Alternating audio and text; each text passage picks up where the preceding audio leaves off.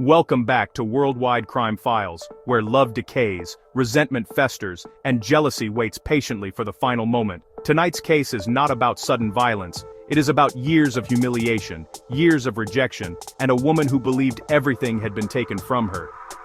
This is the story of Betty Broderick, and the night jealousy finally pulled the trigger. At first glance, Betty and Dan Broderick seemed to have it all. They were the picture of success, the embodiment of the American dream. He was ambitious, driven, and determined to climb every rung of the professional ladder. She was devoted, supportive, and always there to smooth the path ahead. Their friends envied their beautiful home, their well-mannered children, and the way they seemed to move through life with effortless grace. Together, Betty and Dan built a life that looked flawless from the outside. Their days were filled with laughter, family gatherings, and the kind of moments that fill photo albums and holiday cards. Neighbors saw them as the perfect couple, the kind who had figured out the secret to happiness. But behind the scenes, Betty was the engine that kept everything running. She supported Dan through the grueling years of medical school, and then again through law school. She worked long hours, managed the household, and raised their children, often putting her own dreams on hold. Every sacrifice she made was for their future, for his success, for the family they were building together. As Dan's career soared, Betty's role in his life began to shrink. The more powerful he became, the more invisible she felt. Success didn't just change their bank account, it changed Dan. He grew distant, cold, and harder with every promotion, every accolade. Betty's contributions faded into the background, unacknowledged and unappreciated. The love that once brought them together slowly twisted into something darker. Arguments replaced laughter. Control replaced affection. Betty found herself walking on eggshells, trying to hold together a marriage that was slipping through her fingers. Then, Dan made a decision that shattered everything. He didn't just leave his marriage, he upgraded.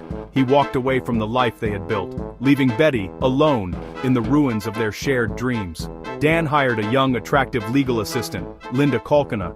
She was everything Betty once was, vibrant, eager, and full of promise.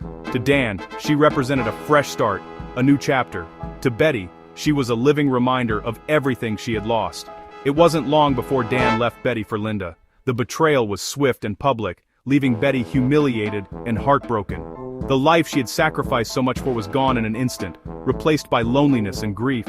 For Betty, this wasn't just a broken marriage, it was a complete erasure of her identity, her worth, and her place in the world.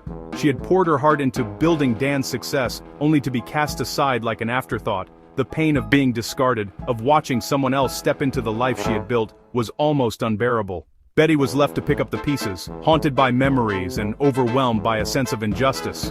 Jealousy doesn't always explode in a single moment. Sometimes it seeps in slowly, corroding everything it touches, until all that's left is bitterness, regret, and a longing for what once was. What followed was one of the most toxic divorces in American history. Dan used his legal expertise as a weapon. He controlled the money, he controlled access to their children, he controlled the narrative. Betty spiraled, she vandalized property, she left threatening voicemails, she drove her car into Dan's front door. To outsiders, she looked unhinged. To Betty, she was fighting to exist. Dan married Linda in 1989, young, blonde. Everything Betty was not allowed to be anymore. The wedding wasn't just a ceremony, it was a declaration. You are replaceable, and Betty never recovered. The night everything ended. On November 5th, 1989, Betty Broderick drove to Dan's home. She let herself inside. She knew the house. She knew the layout. She knew where they slept. Dan and Linda were in bed. As they slept, Betty stood there, armed. And in that moment, years of jealousy, rage, and humiliation collapsed into action. She fired, twice at Dan, twice at Linda. They never woke up. After the gunfire, Betty didn't flee in panic. She called her daughter, her voice trembling but steady, as if she had already accepted what she'd done. She turned herself into the police, walking into the station with a strange calmness, almost as if a heavy burden had finally been lifted from her shoulders. She spoke to the officers with a quiet resolve, her words measured and deliberate. For Betty, this was not a crime of passion or a moment of madness. It was, in her mind, the only way to reclaim her dignity after years of feeling invisible and unheard. There was a sense of relief in her surrender. a release from the torment that had haunted her for so long. To her, this wasn't murder, it was justice. She believed she was finally standing up for herself, righting the wrongs that had been inflicted upon her. In her mind, she was not a villain, but a woman pushed to the edge by betrayal and heartbreak, the trial that split America. The case became a national obsession, with every detail dissected on talk shows and in living rooms across the country. People argued fiercely about whether Betty was a monster or a victim, and the story dominated headlines for months. The courtroom became a battlefield, lawyers clashed, emotions ran high, and the air was thick with tension. Every testimony, every piece of evidence, was scrutinized by a public hungry for answers, and for justice. Prosecutors painted Betty as jealous, obsessive, and violent. They described her as a woman consumed by rage, unable to let go of the past, and willing to destroy anyone who stood in her way. They argued that her actions were calculated, not desperate. A woman who refused to accept divorce. Someone who clung to a life that no longer existed, unable to move forward, haunted by memories of what she had lost. The defense painted her as emotionally abused, manipulated, and pushed past sanity. They argued that Betty was a product of years of psychological torment, her sense of self slowly eroded by betrayal and manipulation. The public was divided, with some seeing her as a tragic figure, others as a dangerous criminal. Some saw a cold-blooded killer. They believed she acted with malice, her face betraying no remorse, her actions unforgivable. Others saw a woman slowly destroyed by a system that favored powerful men. They saw her as a casualty of a society that dismissed her pain and ignored her suffering until it was too late. Jealousy as a slow poison. It seeped into every part of her life, corroding her happiness, her relationships, and her sense of self-worth. It was not a sudden explosion, but a gradual decay.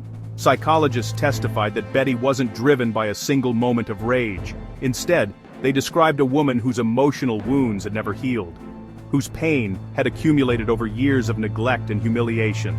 She was driven by accumulated resentment, jealousy layered over humiliation, anger reinforced by powerlessness. This wasn't passion. It was erosion, a slow, relentless wearing away of hope, until all that remained was desperation and the need to be heard, no matter the cost. The verdict. The first trial ended in a deadlocked jury. The second trial did not. Betty Broderick was convicted of second-degree murder. She was sentenced to 32 years to life in prison. No parole for decades, no reunion, no redemption arc, life behind bars. Even in prison, Betty remained convinced she was the victim. She showed little remorse. Parole boards repeatedly denied her release, citing her refusal to accept responsibility.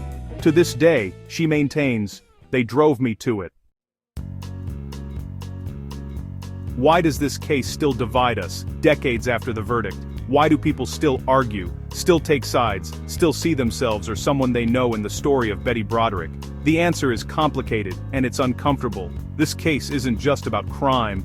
It's about the hidden fractures in families, the silent suffering behind closed doors, and the way love can curdle into something unrecognizable.